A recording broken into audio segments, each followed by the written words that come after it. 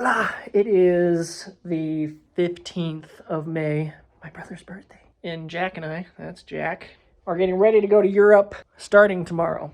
We don't go to Europe tomorrow, the journey starts tomorrow. Got to drive to Boston first. We'll take a flight there, so it's a direct flight for my dog. So excited. I'm so excited. This is part 2 of the series of the European walk, because you can only do it 90 days at a time. With just like an American passport, you can just go. Look how cute this dog is. Oh my word. Anyway, so I've already been there once, and we got from the very, very tippy top of Norway and therefore the European continent, and we made it to Stockholm. Well, I did. He wasn't born yet. Now we're going from Stockholm to as far as south as we can get on our way to try to get to Spain, and therefore the southernmost point of the European continent. I got a most to most sort of thing. I'm also getting really tempted to make this part 2 of an eventual 7-part series of crossing every continent on foot, continuing, if possible, the most to most theme. I did westernmost, easternmost in the USA, northernmost and southernmost in Europe, and then I'll figure out the other most to mosts. So, time to start packing. It's like 7. I haven't started packing, and we leave tomorrow around noon to begin the very long drive to Boston from here. I think it's about 38 hours, assuming you don't stop. So 38 hours of drive time, not stopping for gas or sleep or whatever. We're renting a one-way car. I always say we because we're a duo, but really it's just me. He doesn't pay. We're renting a one-way car, drive to Boston, fly from there to the Netherlands, then take train from Amsterdam to Stockholm. I'm excited. I'm very, very, very excited. It's just something that really makes me feel alive and happy when I'm, I don't know, doing these long distance out there in the woods, in cities and townships and on the roads, walking trips all the time. Just works for me. It's as good as I can explain it. Packing. Welcome to Nebraska. We're pretty close to the border with Wyoming. I think I'm near named Kimball. I don't know. It's just nice to be on the go. It really is. Really, really, really is. I'm gonna find a sock. And then I'm gonna get Jack some food. Gotta move Jack's bed back here, his kennel, whatever. Man, I'm getting fat. Good thing I'm about to walk it all off, I hope. We got some geese up in here. This is a Walmart in Illinois. They are a retaining pond right there. Some geese. As you can likely tell. Obnoxious little buggers. Anyway, time to keep driving. Bye bye bye bye bye bye bye bye.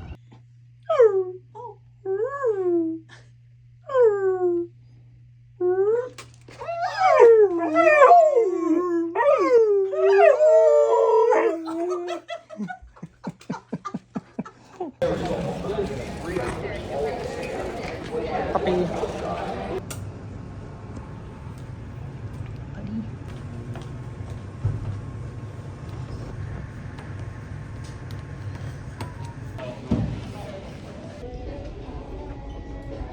All the signs so far are in English, which is kind of nice, because I can understand them.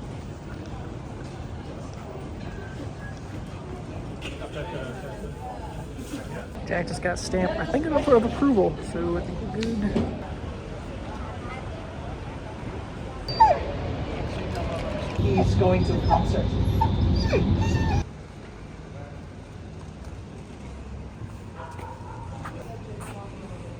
How are you? Made it. We're in The Hague. A friendly citizen on Facebook reached out. She saw me walking last time I was here and just offered to let me stay at her house tonight. Picked me up from the airport, helped me navigate the trains, figured it all out. We probably would have figured it out, but it was nice to have a helping hand. And then the plan is tomorrow morning, catch a train to Stockholm. It was surprisingly easy to fly with the dog. There was one guy, he asked for the paperwork, asked me to scan Jack's microchip, and then we were done. 30 seconds, maybe less. So he comes and plays. Actually, the last, if you like, for a very cheap price. And what you can always do is go to the nuts.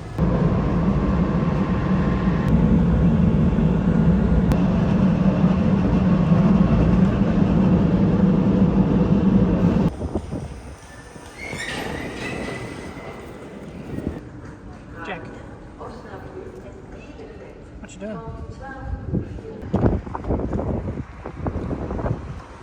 Made it to Copenhagen, Denmark. Still have 3 more trains. I am just trying to get off the platform so I can see if there's a bit of grass that Jack can go pee on.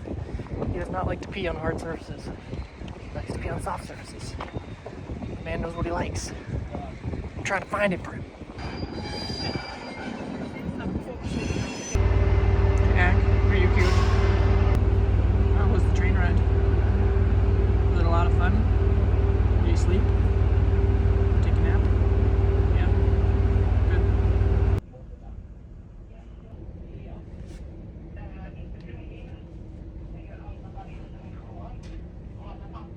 One train we got kicked off of because apparently the train didn't have enough staff to continue operating, which was cool.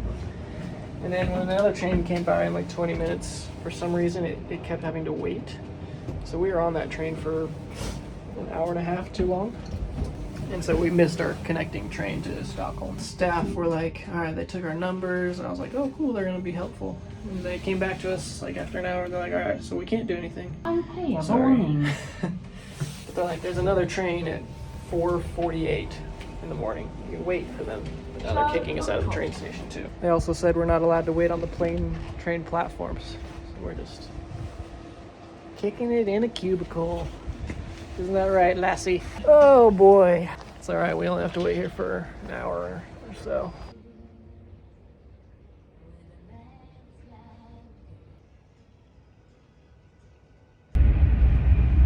Train number 7.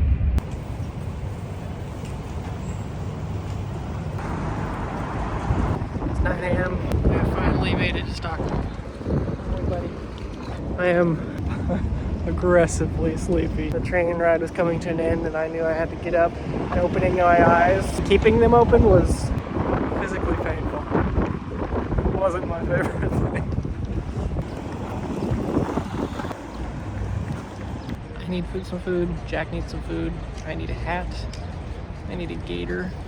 And then the plan is just to get out of here, basically, so we can find somewhere to rest. So we might try to wait to actually sleep until tonight, but I think we're gonna try to find somewhere where we can just set up camp. There'll definitely be some napping going on. I'm operating at like, oh man, I feel like my muscles have about 40% of their original ability to move. But it's so pretty. Handy.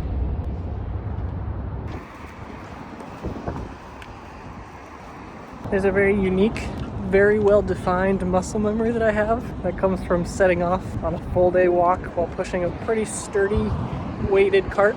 And I haven't felt that in a long time. But now we just kind of hit our stride after finally navigating out of some staircases and all this kind of stuff. And I felt it, and it felt amazing. Really, really, really good.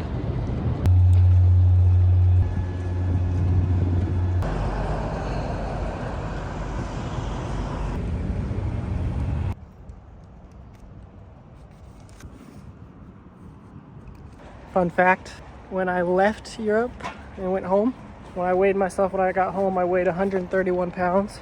Now I think I weigh about 148, so I'm out of shape. A little bit of that is due to the fact that I got sick right at the end of the last European leg, so I think I was a little lighter than normal, but still, I didn't hold on to my figure as well as I could have. That last hill really revealed that for me.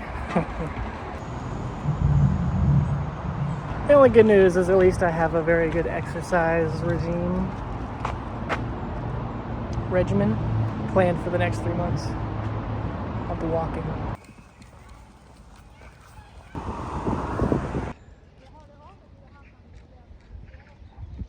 This isn't deodorant. Sunscreen.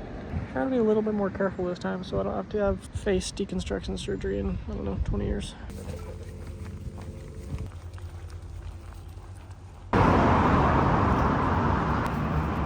Trying to figure out how to shop for things with Jack.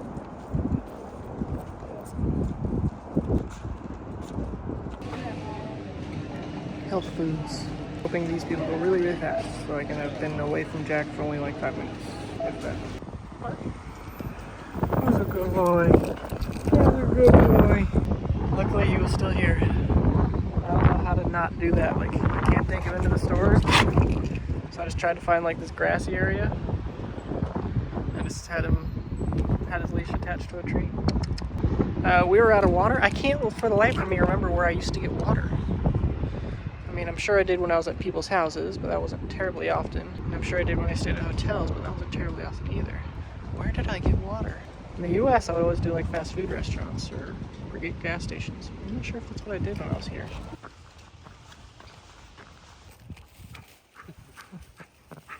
Då springer lite Kakan. Nom nom nom nom nom nom nom nom nom.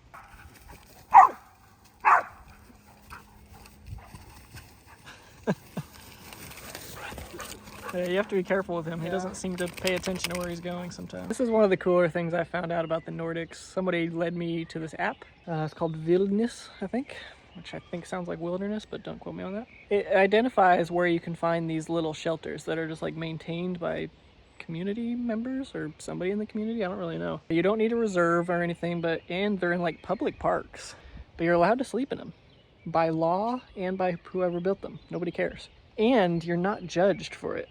It's not like people like begrudgingly like, yeah, we know you're allowed to sleep there. People see you and they're just like, hey, cool. Looks like you're on an adventure. Good on you.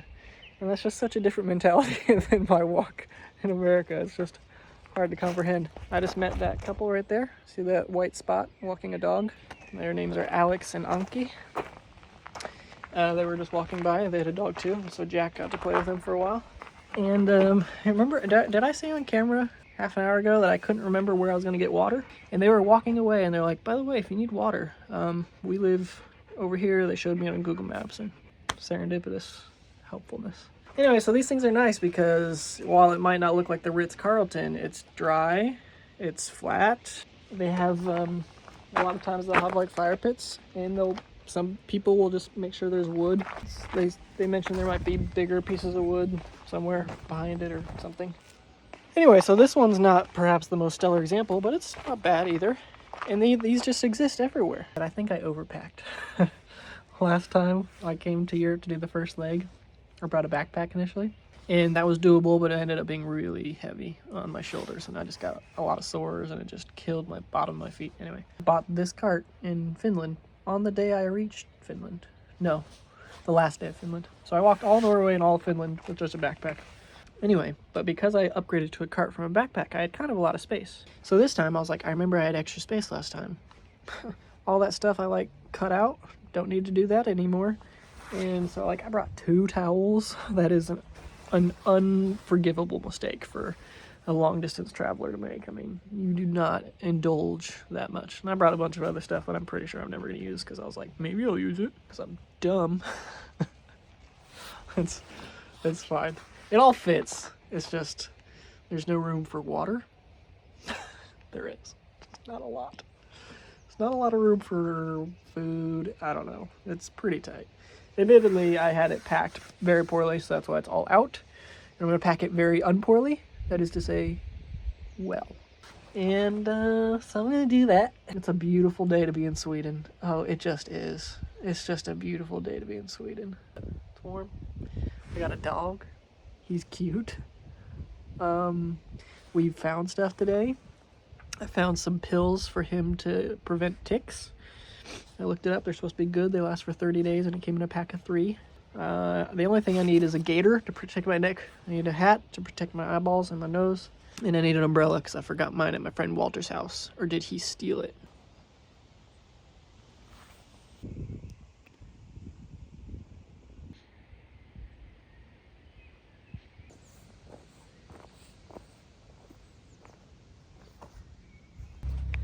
Well, I tell you what, it feels good to unpack this. Besides, like, I think I got home and I let it air out. Besides that, I don't think I've unpacked it since I got back from Europe. So seeing it actually brought back like a bunch of, like a weird amount of memories. That wasn't that long ago, but time flies and memories fly even faster. Write that down on a pinboard quote wall thing. Did I mention it's a good day to be in Sweden? I'm in Sweden because you can just go to Sweden if you want to. I don't know if people are aware of that. Like, you can like have a job and do it, that's great. Like, you can just go to Sweden too. You can just go. The flights are public. It's amazing. And then you can just camp in these little shelters. You can just go to Sweden and camp in these shelters.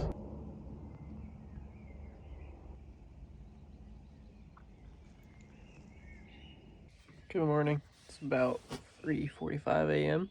Yeah, it's already this late. 3:45 a.m. So I'm gonna try to go back to sleep so that we line up with the time of normal sleepiness.